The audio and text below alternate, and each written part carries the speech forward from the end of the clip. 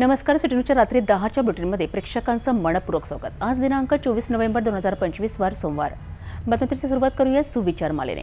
आयुष्यातील प्रत्येक अडथळा हा यशाच्या मार्गावरील एक पायरी आहे जी ओलांडल्याशिवाय पुढे जाता येत नाही. आजचा सुविचार आपण बघितला. आता बघूया बातमीपत्रातील ठळक बातम्या. या हेडलाईन्सचे प्रायोजक आहेत बीटीपी यात्रा ग्रुप अमरावती.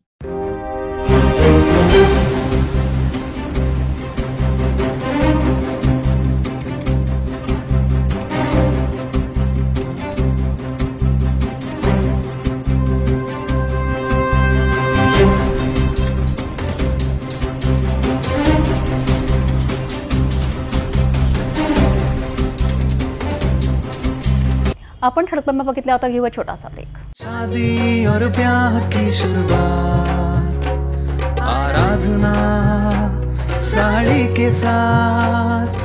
आराधना होलसेल शॉपिंग मॉल L2 बीझलँड complex, Nandgaon Peth, Amravati, Jawahar road, Amravati. Break नंतर बघूया सविस्तर बातम्या.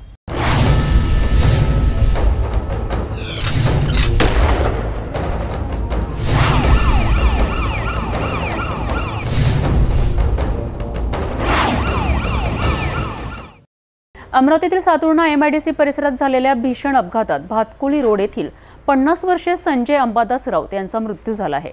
महानगरपालिकेच्या कचरा उचलणीच्या कामादरम्यान ही घटना घडली असून मनपाच्या ठेकेदाराच्या वाहनाने दिलेल्या धडकेत त्यांचा जागीच मृत्यू झाल्याची माहिती समोर आली आहे. जाणून घेऊया याबाबत सविस्तर. सातुर्णा MIDC परिसरात सोमवारी 24 नोव्हेंबर रोजी सकाळी 9:30 वाजता ही दुर्दैवी घटना घडली आहे.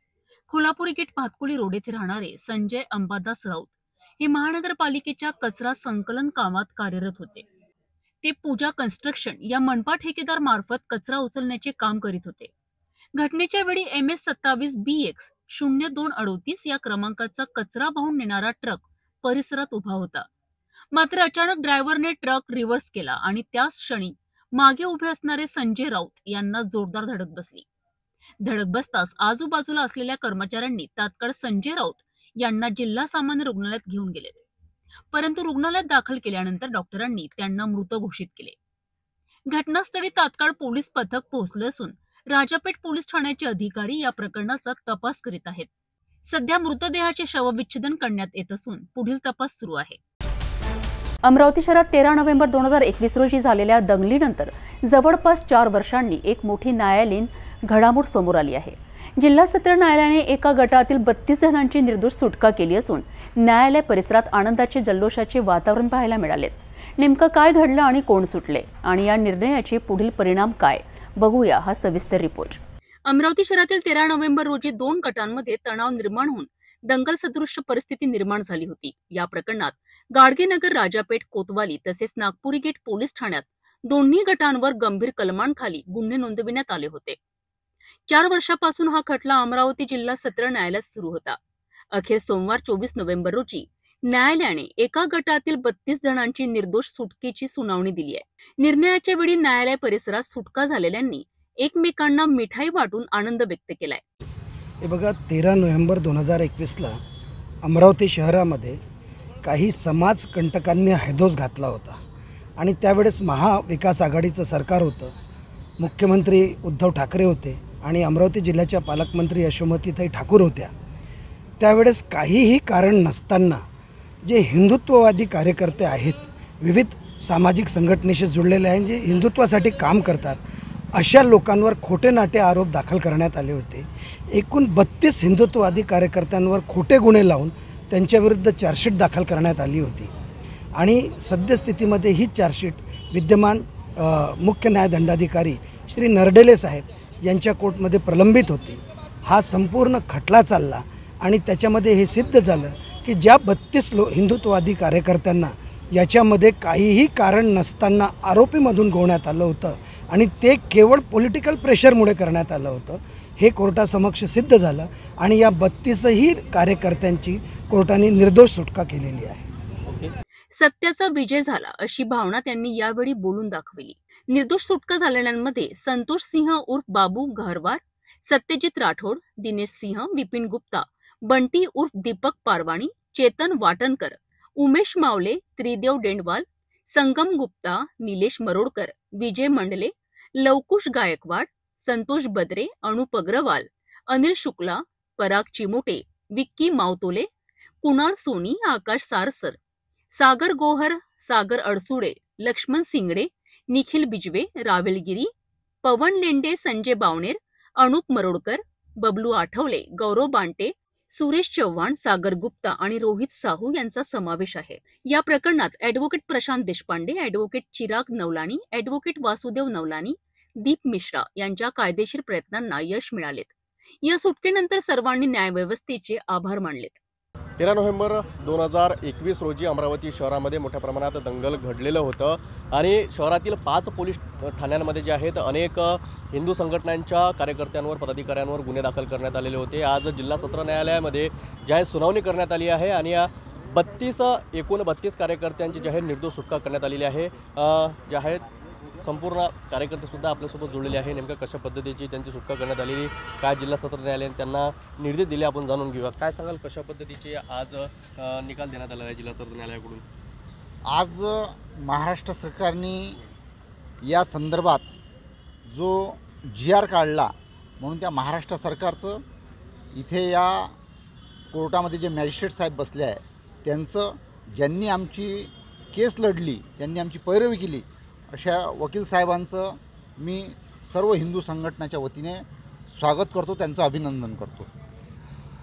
ही जी दंगल झाली होती, दंगलीच्या नंतर मुद्दामून हिंदू संघटनांना खोट्या गुन्ह्यामध्ये इथे अटकवण्यात आलेलं आहे आणि आपण बघतो आहे की जेव्हाही सत्याचाच विजय झाला आहे। म्हणून माझा ठामपणे विश्वास आहे की ज्यांनी धर्मासाठी ध्वज हातात घेतला आहे, असे आजपासून 350 वर्षापूर्वी मागेही आपण गेलो तर आज तेग बहादूर सिंग यांची आज बलिदान दिवस आहे। तर त्या तेग बहादूर सिंगांनी आपल्या धर्मासाठी, आपल्या ध्वजासाठी रक्षण केलं आहे। या देशात हजारो वर्षापूर्वी आक्रांता होते, मुघल होते, त्यांनी तेच केलं आहे आणि आताही सध्या तेच सुरू आहे। आणि आता लेटेस्टमध्ये आपण पाहत आहोत, पहिले तरी आपण म्हणत होतो की आतंकवादाला धर्म नसतो किंवा असं नसतो तसं नसतो। आता जे मूळ जे शिकले सवरले डॉक्टर, इंजिनियर लोक आहेत ते आता आपल्या भारतात सापडले आहे। म्हणून या आतंकवादावर कोणत्याही प्रकारचा विश्वास ठेवला जाऊ शकत नाही आणि मी पुन्हा सांगतो आहे की हा सत्याचा विजय आहे आणि तो सत्याचा विजय आम्हाला प्राप्त झाला आहे। म्हणून मी पुनश्च या सरकारचे अभिनंदन करतो, इथल्या कोर्टाचे, इथल्या मॅजिस्ट्रेटचे आणि ज्यांनी आमची पैरवी केली अशा सर्व वकील साहेबांचे मी अभिनंदन करतो। जय श्रीराम। आज आमची जी सुनावणी 2021 पासून चालू होती, आम्ही 30 ते 35 जण या केसेसमध्ये होतो। वारंवार 30 ते 35 जण नेहमी एकाच तारखेवर हजर राहणं शक्य नव्हतं, त्याच्यामुळे तारीखवर येत होती। पण आज आमचा हा जो निकाल लागला, आमच्या बाजूने जो सरकारची जी भूमिका आली, त्याच्यामुळे आम्ही आज या केसमधून निर्दोष सुटलो। आम्ही कोणत्याही प्रकारचा आमच्यावर आता आरोप प्रत्यारोप होणार नाही, त्यामुळे सरकारचं अभिनंदन करतो। आणि आमची जी केस लढवली ॲडव्होकेट प्रशांतजी देशपांडे आणि चिरागजी नवलानी यांचं पण अभिनंदन करतो। त्यांनी आमची स्वमर्जीने स्वतःहून ह्या केसेसमध्ये आम्हाला सहाय्य केले। जय श्री राम। मैं त्रिदेव डेंडवाल 2021 13 नवंबर को अमरावती शहर में हुए हुए दंगे में हम लोगों को आरोपी बनाया गया था। उसी उपलक्ष्य में आज हम सभी लोग बाइज्जत भरी छूटे हैं। वकील साहब के माध्यम से प्रशांत जी देशपांडे और नवलानी साहब का हम बहुत बहुत धन्यवाद करना चाहते हैं। जय श्री राम। जय श्री राम। जैसा कि आप सभी को पता है कि 2021 नवंबर में रजा एकेडमी का एक मोर्चा हुआ था, जिसमें उत्तर में हम सभी हिंदुत्ववादी संगठन राजकमल चौक पर उतरे थे और उस टाइम पर यशोमती ठाकुर पालक मंत्री थी और उद्धव ठाकरे CM थे। हिंदुत्व विरोधी सरकार थी, मैं साफ साफ कहूँगा हिंदुत्व विरोधी के चलते हमको फंसाया गया था, जिसका आज हमको न्याय मिला है और सत्य की विजय हुई और झूठ की हार हुई है, इतना मैं कहूँगा। और उसके बाद में हमारे तरफ से प्रशांत जी देशपांडे, चिराग जी नवलानी, दीप भैया मिश्रा, उनके सहकारी मित्रों का मैं दिल से मनोपूर्वक आभार व्यक्त करता हूँ कि हमारी उन्होंने सफल पैरवी की है। मेरा नाम बंटी पारवानी है। बजरंग दल विदर्भ प्रांत सह संयोजक की मुझ पर जवाबदारी है। 2021 में 12 नवंबर के दिन अमरावती शहर में कट्टरवादी जिहादी मानसिकता के तत्वों द्वारा एक तांडव किया गया था। कई हिंदुओं की दुकानें तोड़ी गई थी, कई हिंदुओं को बिना कारण पथराव किया गया था। एक आतंक का वातावरण 12 नवंबर के दिन अमरावती शहर में हुआ था, जिसका प्रतिकार करने के लिए, जिसका विरोध करने के लिए संवैधानिक रूप से संपूर्ण हिंदू समाज राजकमल चौक पर अपना निषेध व्यक्त करने के लिए उतरा। और लेकिन उस समय राज्य विरोधी व हिंदू विरोधी 3 तिगाड़ी सरकार का राज था। उस समय हिंदू विरोधी नेता पालक मंत्री के रूप में यशोमती ठाकुर की ताई थे,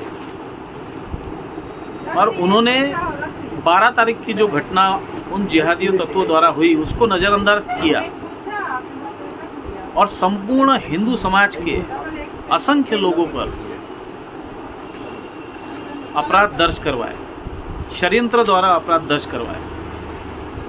लेकिन सत्य परेशान हो सकता है, पराजित नहीं। और आज उसी के तहत 32 आरोपी जो उस समय बनाए गए थे, उनके ऊपर आज जज साहब ने अमरावती कोर्ट में उस केस को रद्द कर दिया, क्योंकि उस केस में किसी प्रकार के गवाह नहीं थे। इसीलिए आज उस केस को रद्द कर दिया गया है। 32 के 32 आरोपी जो है बेगुनाह साबित हुए, सत्य की जीत हुई। हिंदू धर्म के लिए जो सभी योद्धा राजकमल चौक पर उतरे थे, जो उनके ऊपर झूठे अपराध लगाए गए थे, आज वो अपराधों से मुक्त हुए और जज साहब ने बाइज्जत बरी कर एक बार फिर से ये बता दिया है कि सत्य के लिए समय लग सकता है, लेकिन जीत हमेशा सत्य की ही होती है। नक्कीच सत्याचाच विजय झाला आणि यावेळीच निर्दोष सुटलेल्या सर्व जे आहेत पदाधिकाऱ्यांनी सरकारचे सुद्धा यावेळी धन्यवाद मानले आणि यांच्याकरिता ज्या ॲडव्होकेट असेल, वकील असेल, यांनी जे आतापर्यंत सेवा दिली त्यांचे सुद्धा यावेळी अभिनंदन मानण्यात आले। कॅमेरामॅन मोहन विश्वकर्मासह मी रोहित कडे, पाहत राहा सिटी न्यूज, अमरावती।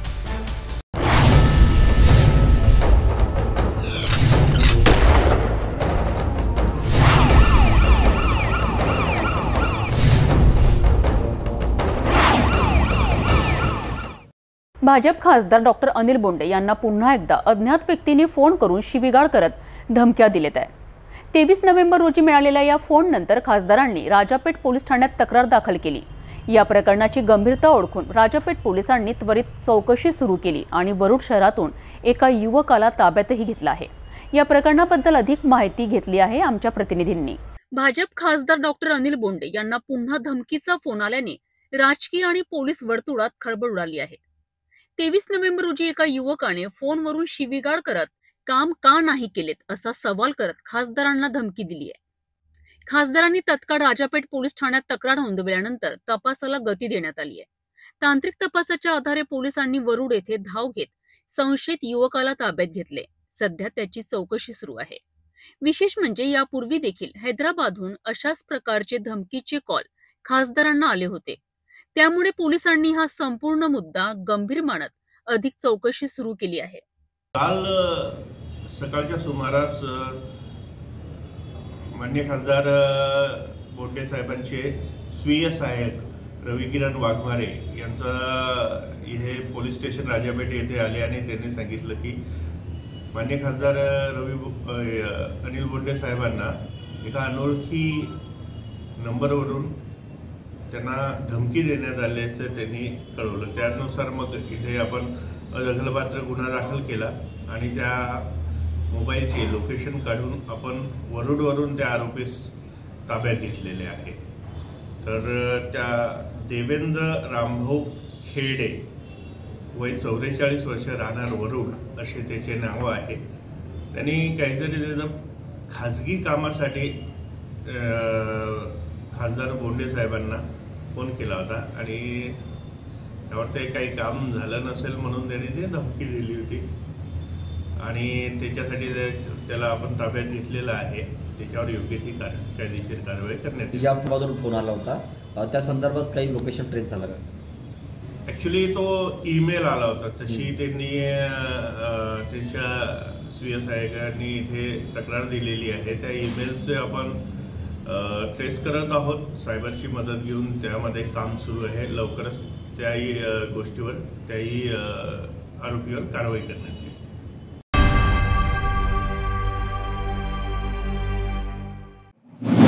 अमरावती विभागातील आदिवासी वसतिगृहातील विद्यार्थ्यांना मिळणाऱ्या जेवणाचा निकृष्ट दर्जा, जेवण मागितल्यावर विद्यार्थ्यांना दिल्या जाणाऱ्या धमक्या आणि या सर्वांविरोधात अखिल भारतीय आदिवासी विकास परिषदेची संतप्त भूमिका. याबाबत अमरावतीत घेतलेल्या पत्रकार परिषदेने गंभीर आरोपांची मालिका केली आहे. अमरावती विभागातील आदिवासी वसतिगृहांमध्ये मिळणारे जेवण निकृष्ट दर्जाचे असल्याचा गंभीर आरोप अखिल भारतीय आदिवासी विकास परिषदेने केला आहे. परिषदेने पत्रकार परिषदेत सांगितले की वसतिगृहातील अन्न पुरवठ्याची जबाबदारी असलेल्या अन्नपूर्णा कॅटरर्सकडनं विद्यार्थ्यांना हक्काचा आणि गुणवत्तापूर्ण आहार दिला जात नाही. गेल्या 2 महिन्यांपासून विद्यार्थ्यांना अंडी आणि फळांचा कुठलाही पुरवठा नाही, असा धक्कादायक खुलासा करण्यात आलाय. याशिवाय चांगल्या जेवणाची मागणी करणाऱ्या आदिवासी विद्यार्थ्यांना जेवण पुरवठादाराकडून जीवे मारण्याची धमकी दिल्याचाही सनसनाटी आरोप करण्यात आलाय. विद्यार्थ्यांना न्याय मिळावा, दोषींवर कारवाई करावी आणि दर्जेदार जेवण पुरवावे अशी मागणी परिषदेने केली आहे. तसेच मागण्या मान्य न झाल्यास पुढील महिन्यात अप्पर आयुक्त कार्यालयावर मोर्चा नेण्याचा इशाराही परिषदेकडून देण्यात आलाय. विषय आमचा हाच होता की आदिवासी विकास विभागाअंतर्गत असलेले तालुकास्तरीय वसतिगृह या ठिकाणी विद्यार्थ्यांना मिळालेले अत्यंत निकृष्ट दर्जाचे जेवण. आज रोजी या आदिवासी विकास विभागामध्ये अमरावतीच्या ठेकेदार आणि अधिकारी लोक मिळीभेद करून आदिवासीवरती विद्यार्थ्यांवरती अन्यायाचं काम करत आहेत. आणि या ठिकाणी आमच्याकडे ही जे आपण डाळ बघितलेली आहे, हे डाळ पोरांना वर्णासोबत खायला देतात. म्हणजे जे कोणी खात नाही ते आदिवासी विद्यार्थ्यांना पोरांना खायला देतात. हे शोकांतिक आहे. आणि याच्यामध्ये ठेकेदार आणि इथला अप्पर आयुक्त मिळून हे लोक नुसता कमाई करायच्या मागे लागले आहेत. टेंडरबाजी करून स्वतःचे घर भरायला मागे लागलेले आहेत. आणि या संदर्भातने आम्ही हे सर्व निवेदन मी 1 महिन्या अगोदर अप्परातून दिलं आहे. त्याच्यावरती कोणती अधिक कारवाई केलेली नाही आहे. म्हणून पुढल्या महिन्यामध्ये 20 तारखेसमोर आम्ही एक मोठा मोर्चा, एक उलगुलान, एक पायलॉंग आम्ही कारंजा तालुक्यातून अमरावतीच्या धर्तीवरती काढणार आहे. आणि हा उलगुलान इतका मोठा असेल की या प्रश्नात जाग नाही आली तर आम्ही आणखी तीव्र आंदोलन मंत्र्यासमोर करू, हे नक्की. मालेगावमध्ये 4 वर्षाच्या चिमुकलीवर झालेल्या अमानुष अत्याचार आणि हत्येच्या घटनेनं संपूर्ण समाज संतप्त झाला आहे. या भयंकर कृत्याच्या विरोधात सोमवारी श्री महाकाली माता शक्तीपीठ प्रतिष्ठानच्या वतीने शहरातील राजकमल चौकात जोरदार निषेध आंदोलन करण्यात आलंय. श्री शक्ती महाराजांसह अनेक नारी शक्ती, महिलांचे गट आणि नागरिकांनी मोठ्या संख्येने उपस्थित राहून आरोपीला तात्काळ फाशीची शिक्षा देण्याची जोरदार मागणी केली आहे. मालेगाव शहरातील गेल्या काही दिवसांपासून चर्चेत असलेल्या 4 वर्षाच्या चिमुकलीवर झालेल्या अमानुष अत्याचार आणि नंतर तिच्या निर्गुण हत्येच्या घटनेनं जनमत संतापलं आहे. या निर्दयी कृत्याविरोधात समाजभरातून निषेध व्यक्त केला जात आहे. सोमवारी श्री महाकाली माता शक्तीपीठ प्रतिष्ठानच्या वतीने राजकमल चौकात मोठं निदर्शन करण्यात आलंय. श्री शक्ती महाराजांच्या नेतृत्वाखाली काढलेल्या या आंदोलनात अनेक नारी शक्तींनी, महिला बचाव समित्यांनी, युवतींनी आणि नागरिकांनी मोठ्या संख्येने हजेरी लावली आहे. संतापलेल्या नागरिकांनी दोषीला फाशी द्या, बालकांवरील अत्याचार थांबवा अशा घोषणा देत प्रशासनाच्या दिशेने रोष व्यक्त केलाय. या आंदोलनादरम्यान श्री शक्ती महाराजांनी सरकारला ठाम इशारा देत सांगितलं आहे की अशा विकृत प्रवृत्तीच्या आरोपींना फाशीची शिक्षा झालीच पाहिजे. समाजात भीतीचा आणि कायद्याचा धाक निर्माण करायचा असेल तर कठोर शिक्षा देणं आवश्यक असल्याचं त्यांनी स्पष्ट केलंय. या घटनेनंतर मालेगावमध्ये तणावग्रस्त वातावरण असून नागरिकांनी कडक कायदेशीर कारवाईची मागणी पुन्हा एकदा जोरदारपणे पुढे आणली आहे. महिलांच्या सुरक्षेचा प्रश्न पुन्हा एकदा चर्चेत आला असून पोलिसांनी गुन्ह्यातील आरोपीला कठोरात कठोर शिक्षा व्हावी अशी समाजाची मागणी वाढत चालली आहे.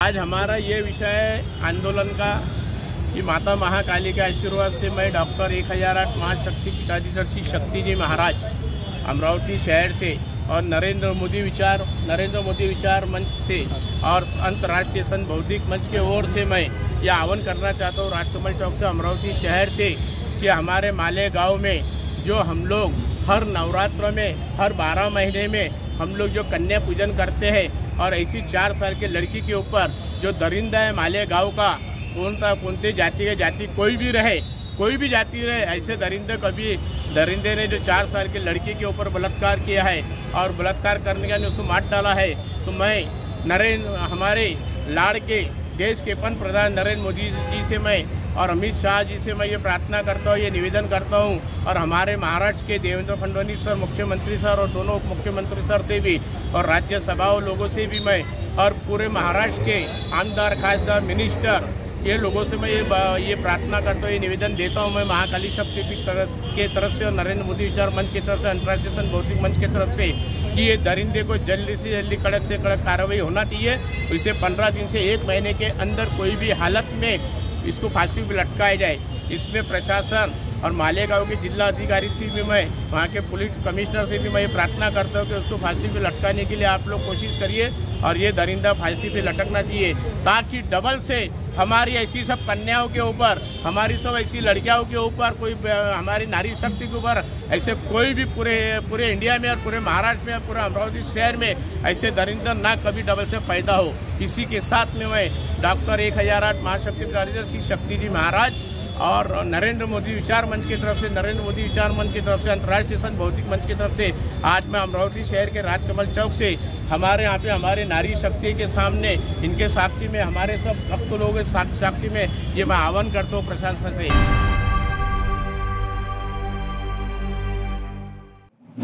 तिवसा तालुक्यातील शिवणगाव आणि फतेपूर परिसरात गेल्या काही दिवसांपासून जाणवत असलेल्या भूकंपाच्या सौम्य आणि मध्यम धक्क्यांमुळे नागरिकांमध्ये मोठी भीती निर्माण झाली आहे। या गंभीर परिस्थितीची दखल घेत अमरावतीचे खासदार बळवंत वानखडे यांनी प्रत्यक्ष घटनास्थळी भेट देत परिस्थितीची पाहणी केली आणि ग्रामस्थांना दिलासा दिलाय।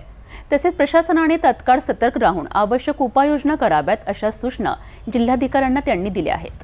तिवसा तालुक्यातील शिवणगाव आणि फतेपूर या गावांमध्ये सलग काही दिवसांपासून भूकंपासारखे सौम्य ते मध्यम स्वरूपाचे धक्के जाणवत आहेत।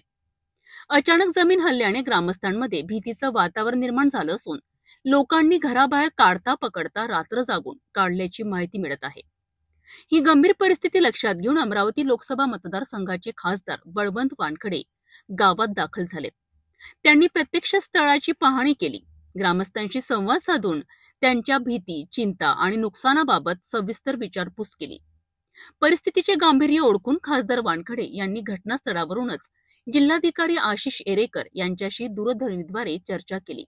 प्रशासनाने तत्काळ सतर्क राहून कोणतीही हयगय न करता उपाययोजना कराव्यात अशी स्पष्ट सूचना त्यांनी दिली आहे। या भूगर्भीय हालचालींचे नेमके कारण शोधण्यासाठी येत्या काही दिवसात भूगर्भ शास्त्रज्ञांचे विशेष पथक गावात येणार असल्याची माहिती त्यांनी दिली आहे। तज्ञांच्या अहवालानंतर पुढील निर्णय घेण्यात येईल असे आश्वासन देत त्यांनी ग्रामस्थांना धीर दिलाय।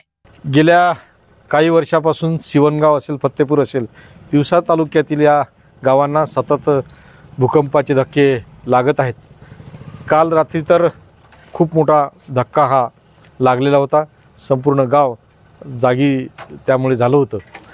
ही भविष्यातली कदाचित एक वेगळी घटना घडू शकते, म्हणून सातत्यानं जे काही प्रशासन आहे, प्रशासन तर तत्पर आहेच। आताच कलेक्टर महोदयांसोबत त्या विषयावर चर्चा झाली। जी काही टीम आहे, तज्ञ टीम बोलावून आणि इतर मापन केंद्र असेल किंवा इतर काही उपाययोजना असतील त्या करण्याच्या संदर्भात सूचना दिल्या गेल्या आहेत। कलेक्टर महोदयांनी लगेच त्यावर अंमलबजावणी म्हणून येत्या 1-2 दिवसातच ते करण्याचं ठरवलं। तहसीलदार महोदयसुद्धा रात्रीपासून इथं जागी होते। गावकऱ्यांना मी एवढंच आवाहन करेल की घाबरून जाऊ नये, का फार त्यासाठी काही होणार नाही, पण आपण उपाययोजना म्हणून ते येणाऱ्या 1-2 दिवसातच करण्यात येतील। या पाहणी दौऱ्यात तिवसाचे तहसीलदार मयूर खडसे, माजी नगराध्यक्ष वैभव वानखडे, सरपंच धर्मराज खडसे, पंकज देशमुख, प्रशांत कांबळे तसेच तालुका प्रशासनाचे अधिकारी आणि मोठ्या संख्येने ग्रामस्थ उपस्थित होते। शिरसगाव मोजरीत सुद्धा भूकंपाचे धक्के आले होते। त्याच्यानंतर आता हेच भूकंपाचे धक्के शिवणगावात येऊन राहिले आहेत। 4 दिवस झाले एक 1 बाय 1 भूकंपाचे धक्के ते। यापूर्वी शिरसगाववासियांनी शिवणगाववासियांनी मिळून प्रशासनाकडे भूकंप मापक यंत्र लावण्याची मागणीसुद्धा केली, पण अजून प्रशासनाने त्याकडे दुर्लक्ष केलेलं आहे। आता आज जो आलेला भूकंपाचा धक्का आहे हा खूप मोठा आहे। रात्रभर शिवणगावातील नागरिकांमध्ये भीतीचं वातावरण होतं, लोक भीतीच्या छायेत जगून राहिले, पण प्रशासनाकडून याकडे दुर्लक्ष आहे। खरं तर मोठ्या प्रमाणात जिओलॉजिकल टीम, रिसर्च टीम इथे पाठवायला पाहिजे आणि सखोल तपास केला पाहिजे। शासनाकडे ही मागणी आहे की येत्या 8 दिवसात 10 दिवसात जर तुम्ही याचं काय नेमकं कारण आहे भूकंपाच्या धक्क्याचं हे जर सांगितलं नाही तर आम्ही तहसील कार्यालयापुढे आंदोलन करणार आहे। परतवाडा नगर परिषद निवडणूक प्रचाराचा तापलेल्या वातावरणात पुन्हा एकदा राजकारणाची दिशा धार्मिक आणि जातीय चर्चेकडे वळली आहे। खासदार नवनीत राणा यांनी एका जाहीर सभेत काँग्रेसने उभे केलेल्या मुस्लिम उमेदवारांवर जोरदार आणि वादग्रस्त टीका केल्यानंतर राजकीय वातावरण ढवळून निघाले आहे। नेमकं काय घडलं, कोणत्या विधानामुळे वातावरण तापलं आणि पुढे काय घडू शकतं जाणून घेऊया। परतवाडा येथे नगर परिषद निवडणुकीच्या प्रचारार्थ आयोजित करण्यात आलेल्या मोठ्या जाहीर सभेत माजी खासदार नवनीत राणा यांनी भाषणाला सुरुवात विकास आणि स्थानिक मुद्द्यांवर केली। मात्र पुढे भाषणाची धार थेट काँग्रेसच्या उमेदवारांकडे आणि विशेषतः मुस्लिम उमेदवारांकडे वळवली। राणा यांनी आपल्या भाषणात परतवाडा, अंजनगाव, सुरजी, चिखलदरा आणि चांदूर बाजार परिसरात काँग्रेसकडून निवडणुकीच्या रिंगणात उतरवलेल्या मुस्लिम उमेदवारांचा उल्लेख करत त्यामागे राजकीय हेतू असल्याचा आरोप केला। या वक्तव्यानंतर सभेमधील जनतेत आश्चर्य आणि कौतुकाची मिसळलेली प्रतिक्रिया उमटताना दिसली। भाषणानंतर संपूर्ण शहरात आणि सोशल मीडियावर या वक्तव्याची चर्चा चांगलीच रंगली। काही समर्थकांनी राणा यांच्या भूमिकेला पाठिंबा दिला असला तरी विरोधकांनी मात्र या प्रयत्न समाजात अनावश्यक विभागणी निर्माण करणारा असल्याचा आरोप केलाय। या वादामुळे निवडणूक प्रचार अधिक आक्रमक होण्याची चिन्हे दिसत आहेत। विशेषतः मुस्लिम समाजातून विरोधाची तीव्र प्रतिक्रिया उमटण्याची शक्यता वर्तवली जात आहे। आगामी काही दिवसात विरोधी पक्ष काय भूमिका घेणार आणि काँग्रेस उमेदवार काय प्रतिक्रिया देणार याकडे सर्वांचे लक्ष लागले आहे।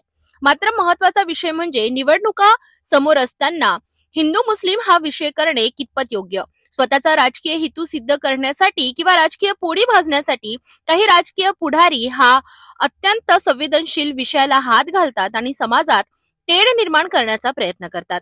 हिंदू मुस्लिम हा विषय निवडणूक आली तेव्हा चर्चेचा का बनतो हा महत्त्वाचा विषय। अचलपूर मतदारसंघामध्ये नाव काय? नबीब। काय नाव आहे? नबीब। अंजनगाव मध्ये कोण आहे? आयशा बानो, काँग्रेसची उमेदवार। चिखलदरामध्ये अब्दुल आणि चांदूर बाजार मध्ये तबस्सुम। किती कठीण आहे। काँग्रेसची अशी परिस्थिती झाली की तेलंगणाचे आमचे जे मुख्यमंत्री आहे ते म्हणतात काँग्रेस म्हणजे मुस्लिम, मुस्लिम म्हणजे काँग्रेस। काय म्हणतात? काँग्रेस म्हणजे मुस्लिम म्हणजे काँग्रेस। आणि या जिल्ह्यामध्ये प्रत्येक काँग्रेसचा झेंडा जो कोणी दिलेला आहे कोणाला, ते सगळे मुस्लिम लोकांना दिलेला आहे। त्यांना हिंदू नहीं, जब उन्होंने डिक्लेअर ही कर दिया है काँग्रेस मतलब मुस्लिम, मुस्लिम मतलब काँग्रेस, तर आमचा एकही मतदान त्यांना जाणं म्हणजे कोणाला जाणं आहे? हे घालणं आहे। तर आपल्याला सगळ्यांना विनंती करते रुपाली ताई, पहिलंच तपोवन पासून फक्त 1.5 किलोमीटर अंतरावर राधानगरी लेआउट लेक व्ह्यू प्लॉट सह मोजकेच प्लॉट शिल्लक। त्वरित संपर्क करा 9930706667 किंवा 7620433325 या क्रमांकावर।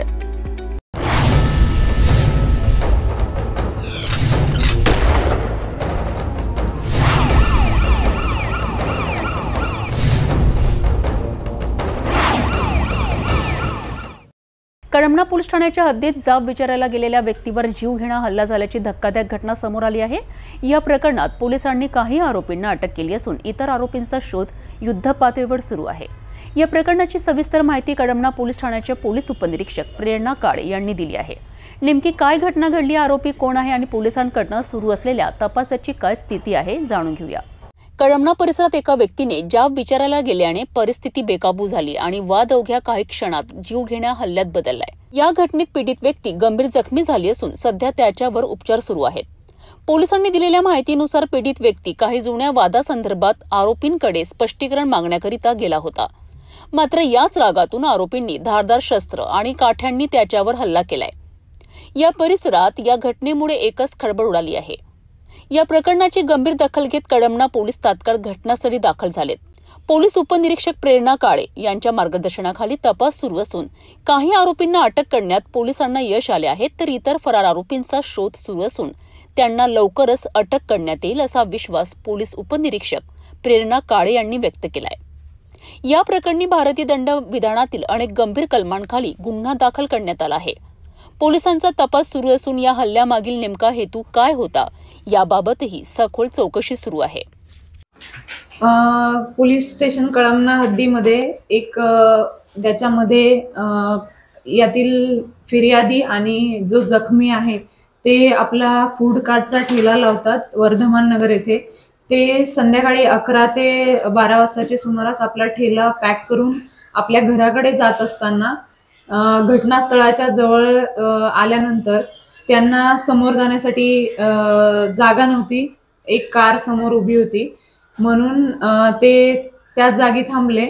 त्यानंतर समोरून दगड फेकला गेला जो की फिर्यादी यांच्या ई रिक्षाला लागून त्यांच्या रिक्षाचा काच फुटला. त्याच्यामुळे फिर्यादी हे समोर जाऊन विचारण्यासाठी गेले की दगड का मारला, कोणी मारला. त्यानंतर समोर असलेले सर्व आरोपी हे त्यांच्यावर धावून आले. मग जखमी हे त्यांचा बीज बचाव करण्यासाठी गेले असता आरोपींनी आपल्याकडचा चाकू काढला आणि यातील जखमी यांना तो चाकू मारून जखमी केलेले आहे. सध्या जखमी हे हॉस्पिटलमध्ये उपचार घेत असून कळमना पोलीस ठाणे येथे गुन्हा दाखल झालेला आहे. गुन्ह्याचा तपास सुरू असून यामध्ये आरोपी अटक करण्यात आलेले आहेत. नमूद आरोपींकडून गुन्ह्याची सखोल चौकशी चालू आहे. आरोपी हे आता पोलीस कस्टडीत आहेत. काही पाहिजे आरोपी हे पोलीस शोध घेत आहेत. या गुन्ह्यामध्ये एकूण 10 आरोपी आमच्या समोर आतापर्यंत नावे आलेली आहे. त्याच्यामध्ये एक विधी संघर्षग्रस्त बालक आहे आणि 4 आरोपी सध्या पोलिसांच्या ताब्यात आहेत. त्यामध्ये अक्षय येवले, सोहम राखे, अमन आणि अजून एक त्याचा साथीदार जो आहे कुणाल, असे 4 आरोपी सध्या पोलिसांच्या कस्टडीमध्ये आहेत. त्याच्यामध्ये जखमीचं नाव आहे गगन अनिल पांडे, वय आहे 35 वर्ष. हे हनुमान मंदिराच्या जवळ पोलीस ठाणे कळमना हद्दीत राहणारे आहेत.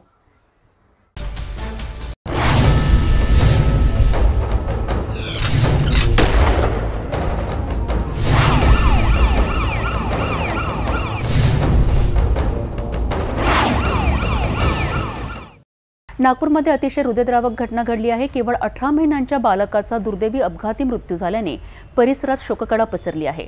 रोहित तानपुटे यांच्या घरी कार्यक्रमासाठी आलेल्या फिर्यादीच्या कुटुंबातील हा लहान मुलगा पहिल्या मजल्यावर खेळत असताना खाली पडून गंभीर जखमी झाला. मेडिकल हॉस्पिटलमध्ये दाखल केल्यानंतरही डॉक्टरांनी त्याला वाचवू शकले नाही. ही संपूर्ण घटनेची अकस्मात मृत्यूची नोंद अजनी पोलीस ठाण्यात करण्यात आली असून तपास सुरू आहे. या दुर्दैवी अपघाताचा सविस्तर अहवाल आपण बघूया.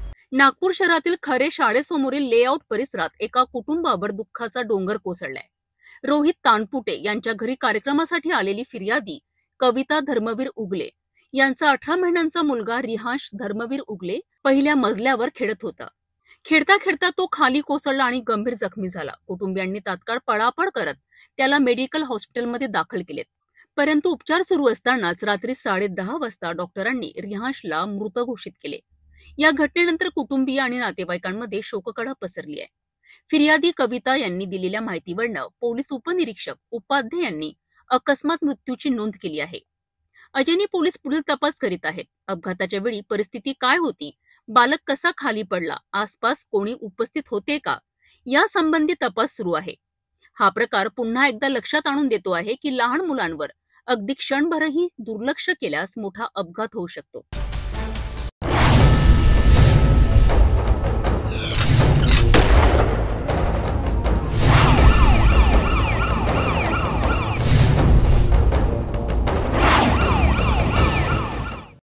यशोधरा नगर परिसराला हादरून सोडणाऱ्या भाजपाच्या वार्डाध्यक्ष हत्ये प्रकरणात पोलिसांनी कडक पावलं उचलली आहेत. दिवसाढवळ्या घडलेल्या या निर्घृण हत्येनंतर परिसरात तणावाचं वातावरण निर्माण झालं होतं. त्यानंतर पोलिसांवर नागरिकांनी रास्ता रोको करून संताप व्यक्त केला होता. अखेर तणाव कमी करण्यासाठी आणि आरोपींच्या मनात पोलिसांचा धाक निर्माण करण्यासाठी यशोधरा नगर पोलिसांनी अटक असलेल्या आरोपींची त्याच परिसरातून धिंड काढली आहे.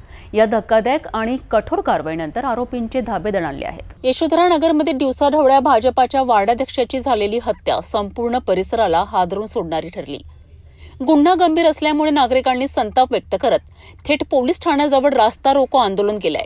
परिसरात भीती आणि तणाव असल्याने पोलिसांनी तातडीने आरोपींचा शोध घेऊन त्यांना अटक केली आहे.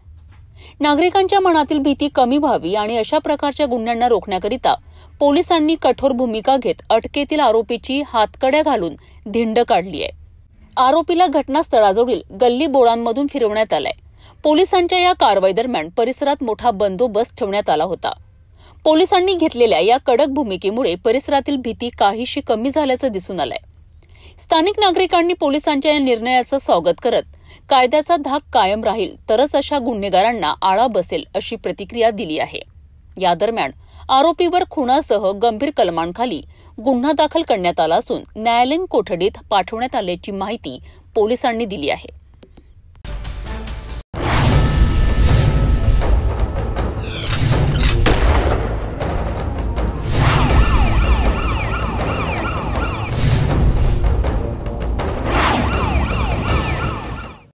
नागपूरमध्ये सायबर क्राईमचा आणखी एक धक्कादायक प्रकार समोर आला आहे.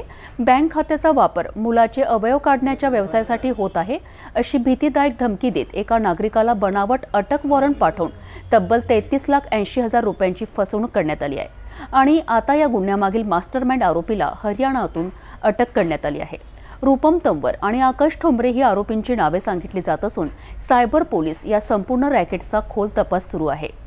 ही फसवणुकीची पद्धत किती भयावह आहे, आरोपी पीडिताला कशा प्रकारे जाळ्यात ओढतात आणि अटक कशी झाली याचा सविस्तर रिपोर्ट आपण बघूया. सायबर गुन्हेगारांची भयावह फसवणूक पुन्हा एकदा अमरावतीत उघड झाली आहे. 22 नोव्हेंबर रोजी रात्री सुमारे 7 वाजता पीडित व्यक्तीला फोनद्वारे भीतीदायक संदेश प्राप्त झालाय.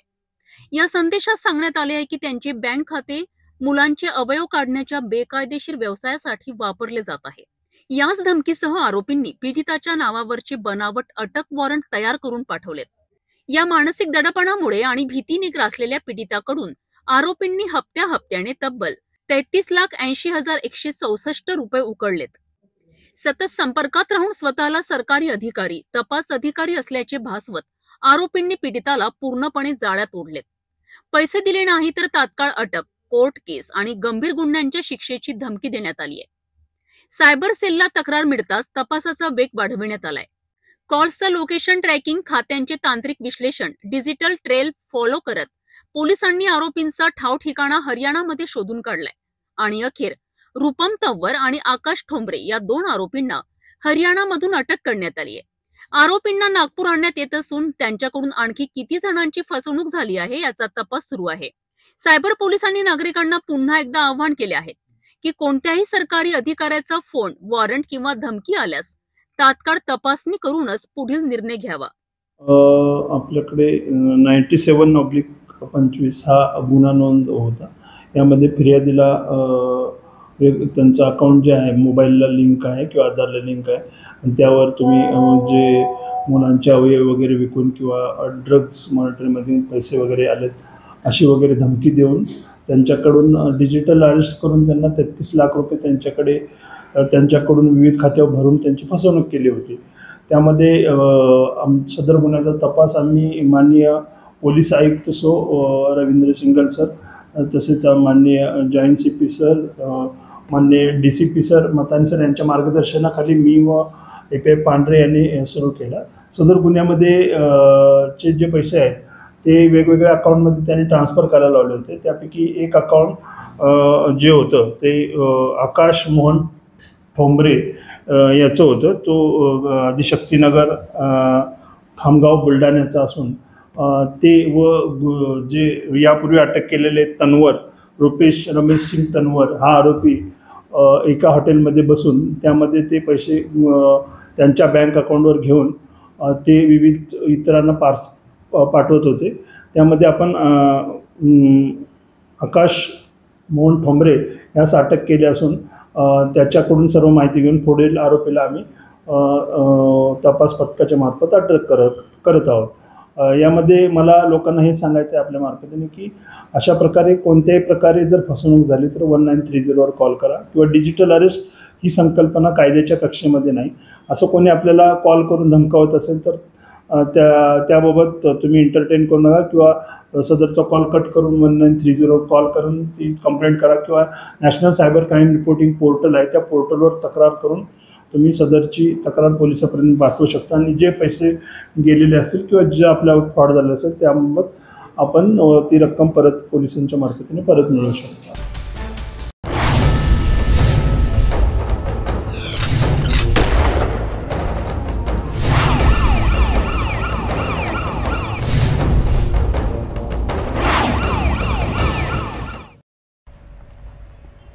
नागपूरमध्ये इन्शुरन्स पॉलिसीच्या नावाखाली मोठी फसवणूक उघडकीस आली आहे. पंजाब नॅशनल बँक मेट लाईफमधनं बोलत असल्याचे सांगत एका नागरिकाला तुमची पॉलिसी रिवाईज करायची आहे असा बहाणा करून तब्बल 30 लाख रुपये लाटणाऱ्या आरोपीला उत्तर प्रदेशातून अटक करण्यात आली आहे.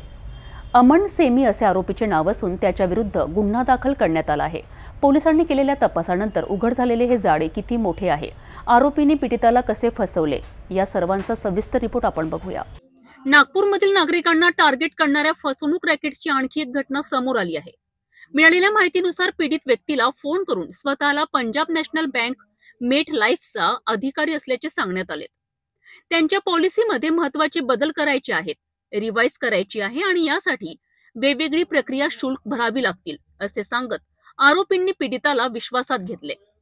अधिकारी सारखा संवाद, बँकिंग शब्दावली, फेक आयडियाज आणि खोटे दस्तावेज यांच्या आधारे आरोपी अमन सेमीने पीडिताला सतत संपर्कात ठेवले. हप्त्याने देयक मागत आरोपीने तब्बल 30 लाख रुपये उकळलेत. फसवणुकीची शंका आल्यावर पीडिताने पोलिसांकडे तक्रार केली. त्यानंतर सायबर तज्ञांच्या मदतीने आरोपीचे लोकेशन ट्रेस, बँक व्यवहारांचा तांत्रिक तपास, कॉल रेकॉर्डचे विश्लेषण करत आरोपीचा ठाव ठिकाणा उत्तर प्रदेशमध्ये मिळवण्यात आलाय. अखेर अमन सेमी या मुख्य आरोपीला अटक करण्यात आली असून त्याला नागपूर आणून पुढील चौकशी सुरू आहे. या रॅकेटमध्ये आणखी किती जण सामील आहेत, पीडितांची संख्या किती असू शकते, या सर्व तपासाची सूत्रे पोलिसांनी हाती घेतली आहेत. नागरिकांनी अशा पॉलिसी अपडेट, बोनस, रिवाईज प्रक्रिया किंवा नवीन ऑफर संबंधी येणाऱ्या कोणत्याही कॉल्सवर विश्वास न ठेवण्याचे आवाहन पोलिसांनी केले आहे.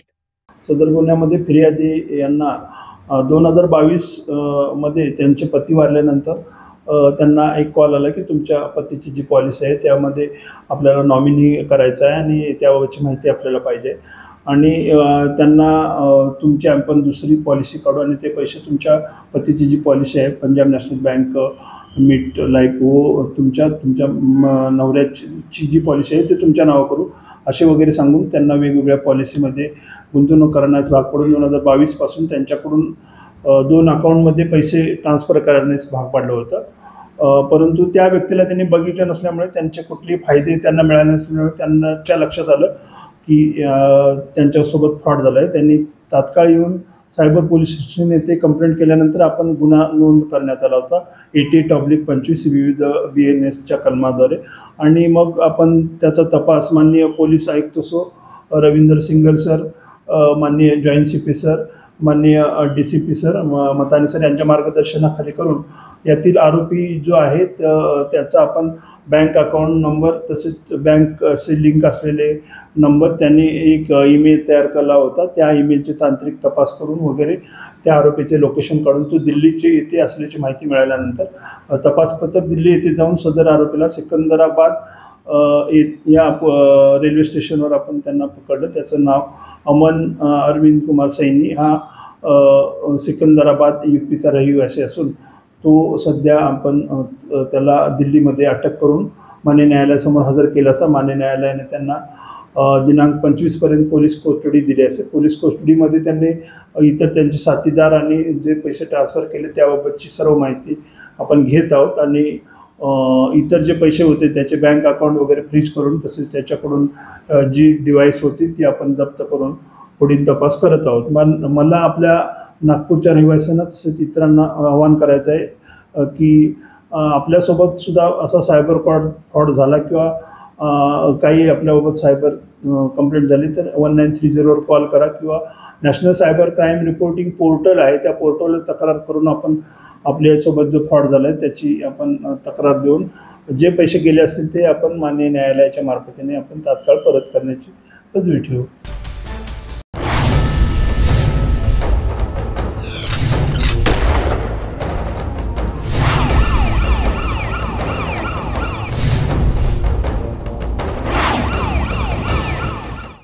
कायदा आणि सुव्यवस्था अबाधित ठेवण्यासाठी कळमना पोलिसांनी राबवलेला धाडसी आणि थरकाप उडवणारा उपक्रम.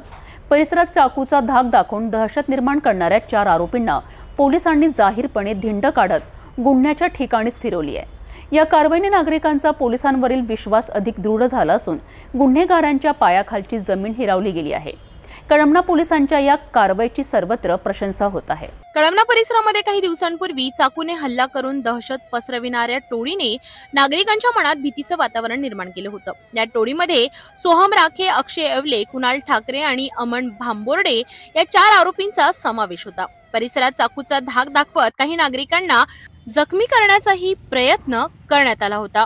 प्रकरणाची गंभीर दखल घेत कळमना पोलिसांनी चौघांनाही ताब्यात घेतलं आणि गुन्हे नोंदवल्यानंतर समाजामध्ये कायद्याचा धाक निर्माण करण्यासाठी आणि स्थानिक नागरिकांमध्ये सुरक्षिततेची भावना वाढविण्यासाठी या आरोपींची जाहीर धिंड काढण्याचा निर्णय घेण्यात आला.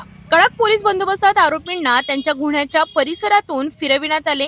नागरिकांच्या उपस्थितीत ही कार्यवाही पार पडली आणि त्यामुळे समाजात स्पष्ट संदेश गेला की दहशत पसरविणाऱ्यांसाठी पोलीस यंत्रणा अत्यंत कठोर आहे. या कार्यवाहीनंतर नागरिकांनी पोलिसांचे स्वागत केले तसेच कळमना पोलिसांचे कौतुकही केले. लोकांनी सांगितले की अशा कार्यवाहीमुळे गुन्हेगारी आळा बसेल आणि परिसरात शांतता नांदेल. कळमना पोलिसांनीही कठोर शब्दात स्पष्ट केले की गुंडगिरी सहन केली जाणार नाही. नागरिकांनाही गुन्हेगारांना भीक न घालता तात्काळ पोलिसांना माहिती द्यावी. समाजाची सुरक्षितता आणि शांतता हाच आमचा प्राधान्यक्रम आहे.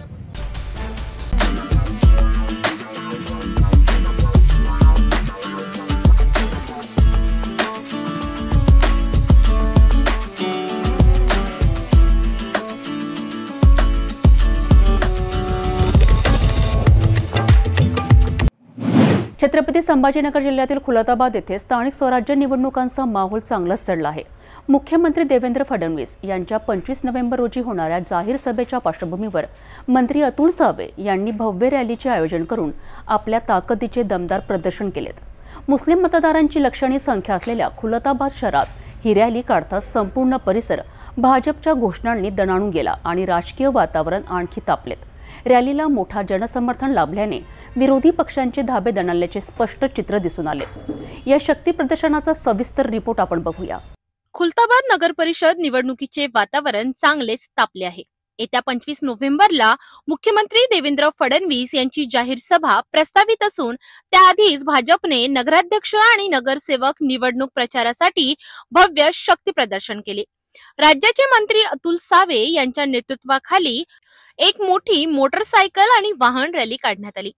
शहरातील मुख्य बाजारपेठ, बस स्थानक परिसर तसेच मुस्लिम मतदार संख्या असलेल्या भागातूनही ही रॅली फिरली. रॅली दरम्यान शहर भारतीय जनता पार्टी जिंदाबादच्या घोषणा देत दणाणून गेले. या रॅलीत जिल्हाध्यक्ष संजय खांबायते, नवनाथ पाटील बारगड, रमेश नागे पाटील, सुरेश मरकड, प्रकाश वाकळे तसेच नगराध्यक्ष पदाचे उमेदवार परसराम बारगड आणि नगरसेवक पदाचे सर्व उमेदवार उपस्थित होते. रॅलीला मिळालेल्या जबरदस्त प्रतिसादामुळे विरोधकांचा आत्मविश्वास कमी झाल्याची चर्चाही शहरात रंगली. मोठ्या संख्येने नागरिक, विशेषतः युवक आणि महिलांनीही यात सहभाग घेतला.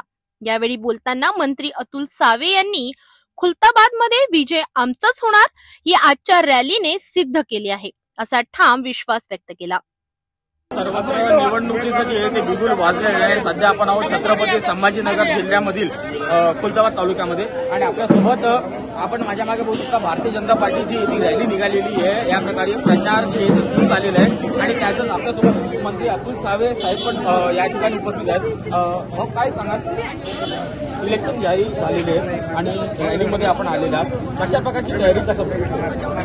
भारतीय जनता पार्टीने खुलताबादमध्ये पूर्ण तयारी केलेली आहे. सगळे उमेदवार आम्ही इकडे लढवतो आहेत आणि आम्हाला नक्की खात्री आहे की आमचे बारकाचे जे आमचे उमेदवार आहेत ते 100% सगळ्या टीमला घेऊन निवडून येतील आणि इकडचा नगराध्यक्ष हा भारतीय जनता पार्टीचा. नगराध्यक्ष भारतीय जनता पार्टीचा होईल हे तुमचा विश्वास आहे, पण मग मला एक सांगा की कशा प्रकारचा विकास जर का आपले उमेदवार जे ते निवडून आले तर कशा प्रकारचा विकास आपण करणार आणि कशा प्रकारचे? खुलताबादच्या अनेक योजना ज्या प्रलंबित आहेत त्या सगळ्या आमचे आमदार प्रशांत बंबसाहेब ऑलरेडी त्याच्यात लक्ष घेत आहेत, पण आमचे बारगळजी निवडून आल्यावर माननीय मुख्यमंत्र्यांच्या नेतृत्वामध्ये या खुलताबादचा पण पूर्ण विकास करू आणि येणाऱ्या काळामध्ये जसं आपल्याला माहिती आहे की आता कुंभ आहे, कुंभमध्ये पण खुलताबाद आणि वेरूळसाठी निधी येणार आहे आणि माननीय मोदीजींनी वेरूळसाठी पण ज्योतिर्लिंगमध्ये एक ज्योतिर्लिंग असल्यामुळे त्याच्यासाठी आणि त्यामुळे नक्कीच या खुलताबादच्या सगळ्या ज्या काही योजना पेंडिंग आहेत पाण्याची असो पाण्याची असो त्या सगळ्या मार्गी लावून करतो. तर यावेळेस म्हणजे 100% भारतीय जनता पार्टीचा झेंडा फडकणार असं तुम्हाला वाटतं? 100% माननीय प्रशांत बंब आमचे आणि आमचे जिल्हाध्यक्ष संजय खंबायते यांनी इतकी चांगली व्यवस्था केली. या रॅलीची हे सुरुवात तुम्ही बघून घ्याल की आज त्यामुळे आम्हाला नक्की खात्री आहे की बारगाजी आमचे 100% नगराध्यक्ष. यावेळेस आपलं 100% आपला हो 100% भारतीय जनता पार्टी माननीय मुख्यमंत्री देवेंद्र फडणवीस साहेब यांच्या नेतृत्वाला बघून आणि मंत्री साहेब सावे साहेब आणि या तालुक्याचे लोकप्रिय आमदार प्रशांत बंब साहेब यांच्या नेतृत्वात आम्ही 100% इथं विजय मिळवू अशी मला खात्री. उद्या देवेंद्र फडणवीस साहेबांचा देखील दौरा या ठिकाणी आहे. कशा प्रकारची नियोजन, कशा प्रकारची उपाययोजना केली? सर्व व्यवस्था आम्ही केलेली आहे. आमचे सर्व मित्रमंडळी आणि आमच्या टीमने 4 दिवसापासून खूप मेहनत घेऊन सर्व व्यवस्था केलेली आहे. कुठलीही गैरसोय होणार नाही याची आम्ही काळजी घेतलेली आहे. बरोबर, नक्की. जसं की आपण पाहिलं भारतीय जनता पार्टीची जी आहे ती रॅली या ठिकाणी खुलताबाद शहरामध्ये तालुक्यामध्ये निघालेली आहे आणि भारतीय जनता पार्टीचा हा विश्वास आहे की यावेळेस झेंडा जो आहे तो भारतीय जनता पार्टीचाच फडकणार आहे. सहकारी राजेश थोरात सोबत धवल गोलक, सिटी न्यूज. माहूरगडावर भाविकांकरिता मोठा दिलासा. दीर्घकाळ प्रलंबित असलेल्या लिफ्ट आणि स्काय वॉक प्रकल्पाला आता गती मिळणार आहे, कारण गडावरील पायऱ्यांच्या शेजारी असलेल्या लघु व्यावसायिकांनी आपली प्रतिष्ठाने रिकामी करण्यास सुरुवात केली आहे. केंद्रीय मंत्री नितीन गडकरी यांनी मंजूर केलेल्या 51 कोटींच्या प्रकल्पावर अडथळा निर्माण करणारा व्यावसायिकांचा स्थलांतर प्रश्न अखेर मार्गी लागला आहे. तहसीलदार अभिजित जगताप यांच्या उपस्थितीत आजपासून प्रतिष्ठाने हटवण्याची प्रक्रिया सुरू झाली असून यामुळे प्रकल्पाचा मार्ग मोकळा झाल्याचे प्रशासनाकडून सांगण्यात येत आहे. श्री क्षेत्र माहूरगड भाविकांचे श्रद्धास्थान. इथे येणाऱ्या हजारो वयोवृद्ध भाविकांसाठी 250 पायऱ्या चढणे अत्यंत कठीण ठरत होते.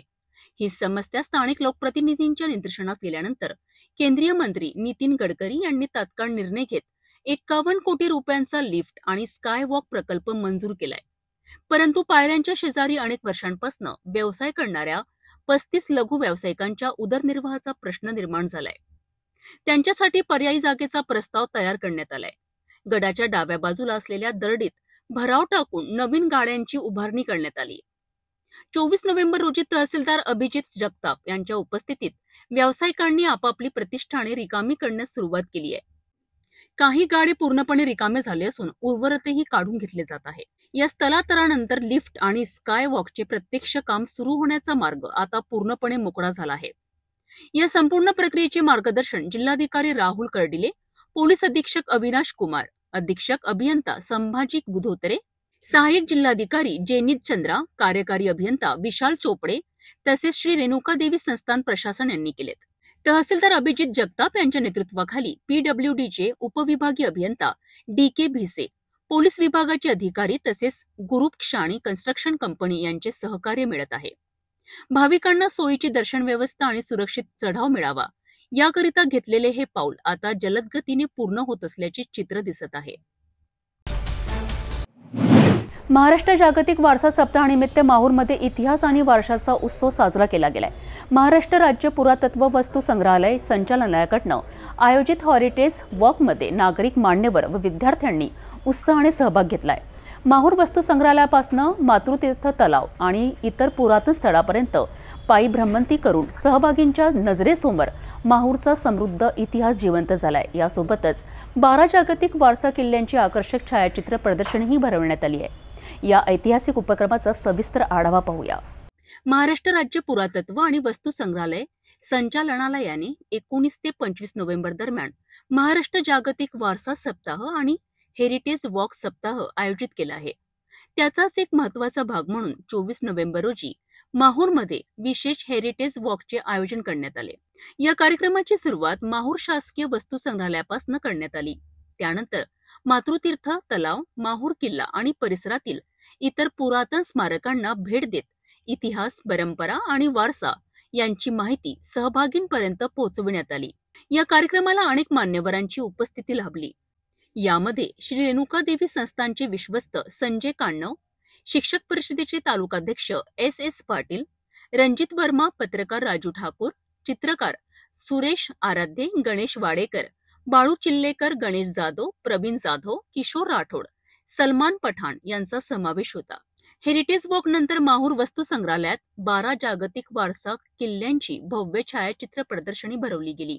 महाराष्ट्रामधील 11 आणि तामिळनाडूमधील 1 अशा किल्ल्यांचे फोटो प्रदर्शित करण्यात आले, ज्यामुळे उपस्थित नागरिक मंत्रमुग्ध झालेत। कार्यक्रमाचे आयोजन शासकीय वस्तू संग्रहालयाचे राखणदार सय्यद अजम, विक्रांत चिपडे, मंगेशनाथ चांदूरकर आणि माहूर किल्ल्याचे दिनेश कोंडे यांनी केलेत। हा संपूर्ण उपक्रम सहाय्यक संचालक पुरातत्व विभाग नांदेडचे अमोल गोटे आणि अभिरेषक मध्यवर्ती संग्रहालय नागपूर मयुरेश खडके यांच्या मार्गदर्शनाखाली पार पडलाय। जागतिक वारसा सप्ताहाचे महत्त्व आणि ऐतिहासिक वारसा जपण्याचे भान S.S. पाटील यांनी उपस्थितांना दिलेत। वाशिम जिल्ह्यातील अकोला हैदराबाद महामार्गावर पहाटे एक धक्कादायक घटना घडली आहे। वाशिम ते मालेगाव दरम्यान सावरगाव जवळ अज्ञात वाहनाने दिलेल्या जबर धडकेत एका बिबट्याचा मृत्यू झाला आहे। सावरगाव शिवारात नर मादी अशा 2 बिबट्यांची जोडी वावरत असल्याची माहिती होती। त्यापैकी एका बिबट्याचा मृत्यू झाल्याने परिसरात भीतीचं वातावरण निर्माण झालं आहे। या घटनेची माहिती मिळताच वन विभागाची टीम तात्काळ घटनास्थळी दाखल झाली असून पंचनामा प्रक्रिया सुरू आहे। मृत बिबट्याला पाहण्याकरिता महामार्गावरील प्रवाशांसह स्थानिक नागरिकांची प्रचंड गर्दी होत आहे। पहाटे 2 ते 3 वाजता दरम्यान अकोला हैदराबाद मार्गावर सावरगावाजवळ एक दुर्दैवी अपघात घडलाय। महाराष्ट्रातील वन्यजीव संवर्धनासाठी महत्त्वाचा मानला जाणारा बिबट्या अज्ञात वाहनाच्या धडकेत ठार झाला आहे। सावरगाव बर्डे परिसरात नर आणि मादी अशा 2 बिबट्यांची जोडी काही दिवसांपासून वावरत असल्याचे स्थानिकांनी पाहिले होते। मात्र या 2 पैकी एका बिबट्याला आज वाहनाची धडक बसल्याने मृत्यू झालाय। सकाळी वन विभागाला माहिती मिळताच रेंजर, वनरक्षक आणि बचाव पथक घटनास्थळी दाखल झालेत। त्यांनी मृत बिबट्याचा पंचनामा करून मृतदेह ताब्यात घेतलाय। अपघाताचा अचूक वेळ आणि धडक देणारे वाहन कोणते हे अद्यापही स्पष्ट नाही। महामार्गावरून जाणाऱ्या वेगवान वाहनामुळे हा अपघात झाला असण्याची शक्यता वन विभाग व्यक्त करीत आहेत।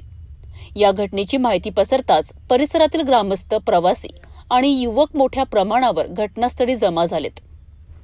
सावरगाव परिसरात दुसरा बिबट्या अजूनही वावरत असल्याने गावात भीतीचं वातावरण आहे। वन विभागाने नागरिकांना सावधानतेचा इशारा देत अनावश्यक गर्दी टाळण्याचे आवाहन केले आहे।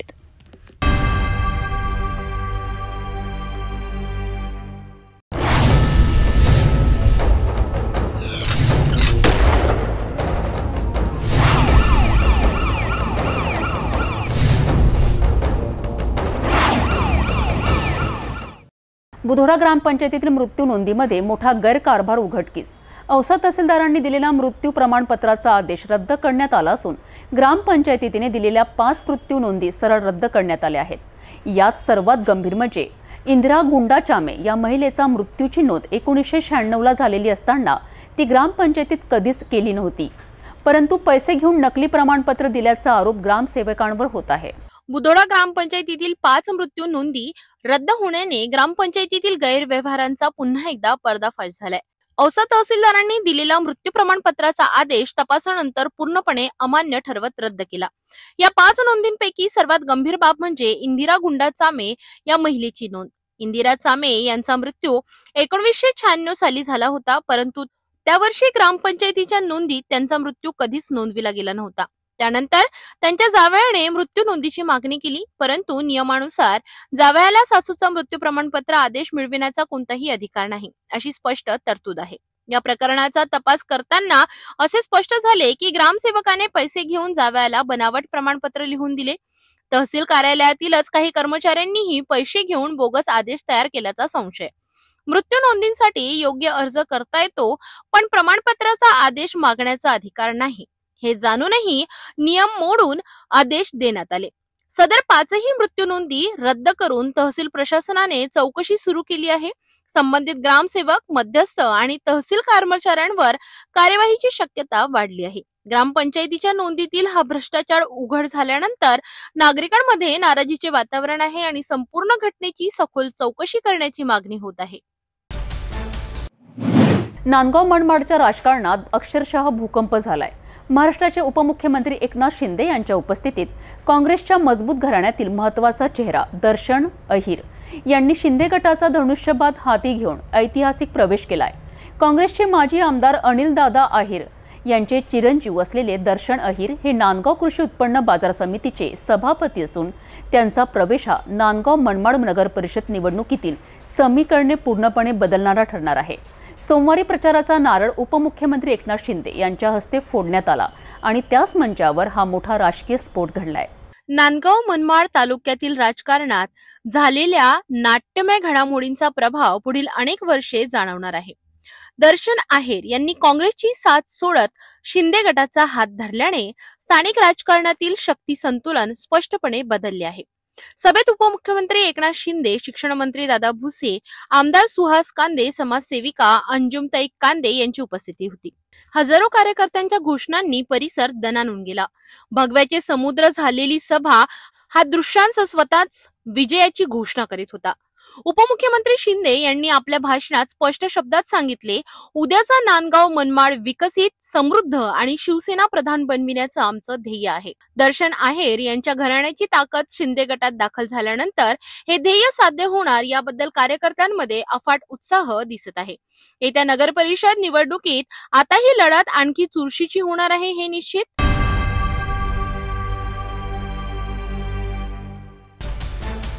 जाता जाता पुन्हा एकदा आजच्या ठळक बातम्या. या हेडलाईन्सचे प्रायोजक आहेत बीटीपी यात्रा ग्रुप, अमरावती.